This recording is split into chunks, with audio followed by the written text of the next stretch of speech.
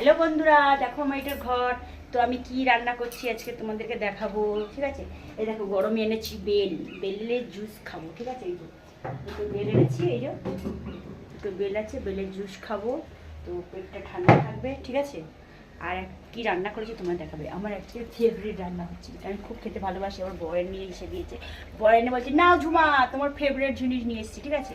প্রথমে তো আমি দেখাবো কি করছি। এই দেখো প্রথমে করেছি আমি তেলাপিয়া মাছের ঝোল। দেখছো তেলাপিয়া মাছ, এই যে তেলাপিয়া মাছের সিম্পল ঝোল বন্ধুরা, ঠিক আছে। তো বেশি মশলা ফসলা না, এটা। আর আমার ফেভারিট জিনিসটা দেখাবো, কি বলো তো, গেস করতে পারো না পারো। আমার ফেভারিট জিনিস হচ্ছে বলো তো কি বন্ধুরা, বলো কি এটা। সে বুঝতে পেরেছে দেখে কি, তো কমেন্ট করে জানাবে এটা কি, ঠিক আছে। এটা কি আছে একটু কমেন্ট করে জানাবে, হ্যাঁ।